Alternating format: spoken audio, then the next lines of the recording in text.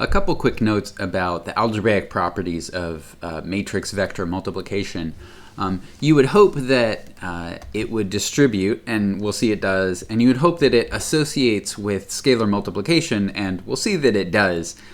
Proving these things is an exercise in writing down a lot of indices, so I can't say that it's particularly interesting, but I feel obligated to, show that these things are true.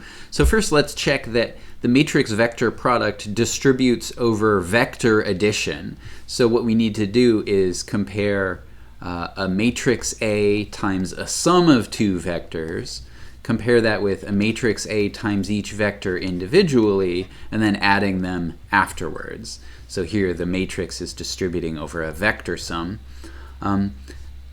So when we write this first one out, the matrix isn't going to change at first, but when we add the vectors, we get v1 plus w1 down to vn plus wn. Incidentally, both of these vectors have to have n entries for this matrix vector product to even be defined. And now when we do this matrix times this vector, right, we get, so here's where we have to write a lot. We get a11 times v1 plus w1 plus, all the way down to a1n times vn plus wn. Okay, and then so on, row by row, down to the last row, which is am1 times v1 plus w1 plus, and so on, down to amn times vn plus wn. Okay, so that's what we get from this one. Now let's compare it to that. So for this one, we have to do each of these matrix vector multiplications. So we get, let's see, from this first one, we get a11 v1 plus dot dot dot plus a1n vn, and then so on down to am1 v1 plus dot dot dot am n vn, and then for the plus, and now the second product, which is with the w's, so a11 w1 plus dot dot dot plus a1n wn down to a am1 w1 plus dot dot dot down to a mn wn.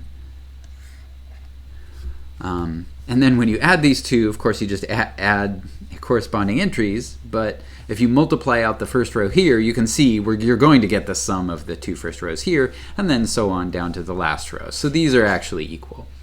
I guess maybe it wasn't really necessary to prove that matrix vector multiplication distributes over vector addition, because, I mean, it has to be a linear transformation from Rn to Rm. So this is something that we actually checked before. What we haven't checked before is that this matrix vector product actually distributes over matrix addition. So let's check that. So let's see. So here we have A plus B, this addition of matrices times a vector V.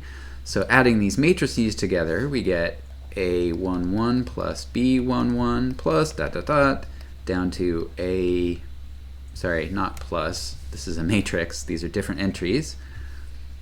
So just dot dot dot, and then the last entry on this row is A1n plus B1n, and then so on, and then across the last row am1 b plus bm1 down to amn plus bmn, and then we're multiplying this by the vector v1 down to vn, and this is a11 plus b11 times v1 plus dot dot dot down to a1n plus b1n times vn, and then so on down to the last row, am1 plus bm1 times v1 plus dot dot dot. down to a m n plus b m n v n. Okay, so that's what you get if you do the the matrix sum before the product. Now let's do the products individually and the sum afterwards. So down here we get a11 b1 plus dot dot dot plus a1 and vn down to am and v1 plus dot dot dot am and vn. So there's our first matrix vector product plus, and now this plus is actually a vector plus. Now this product is b11 v1 plus dot dot dot b plus b1 and vn down to bm1 v1 plus dot dot dot plus bm and vn.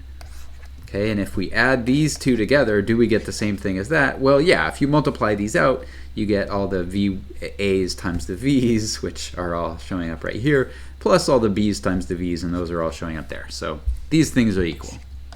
So this matrix product distributes on the matrix addition side, in addition to the vector addition side over here. Last thing to check is how this matrix vector multiplication interacts with scalar products. Because we have scalar products for vectors, we have scalar products for matrices. We should check if those two are the same or not.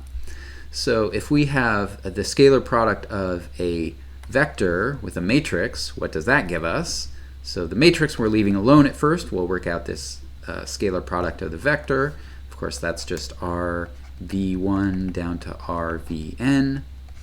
And then when we multiply that by the matrix A, we get a11 times r v11 plus dot dot dot down to a1n r vn. And then last row am1 r v1 plus dot dot dot plus amn r vn. All right, well, if you do the scalar product over on the matrix side, that's going to give you RA11, and then last entry on the first row, RA1N, and then down to the last row is RAM1 over to RAMN, and then when we multiply this by the vector V1 down to Vn, we get, well, you can see, we get exactly this. So if we have a matrix times a vector that has a scalar product, we can move that scalar product over to the other side of the matrix if we want to.